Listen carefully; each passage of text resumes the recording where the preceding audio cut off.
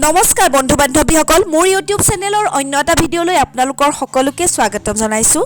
দেখা পোৱা গৈছে যে জনপ্ৰিয় কণ্ঠশিল্পী ৰিত্ৰিশা শৰ্মাৰ তেওঁ বিবাহপাশত আবদ্ধ হ'বলৈ গৈছে। যোৱাকালি তেওঁৰ জোৰোণ আছিল আৰু আজি তেওঁৰ বিবাহ। এয়া দেখিবলৈ পাইছে আপোনালোকে জোৰোণৰ কেইখনমান দৃশ্য আৰু ৰিচেপশ্যনৰো আজি বিয়াৰ কেইখনমান দৃশ্য আপোনালোকৰ আগত দেখুৱালোঁ।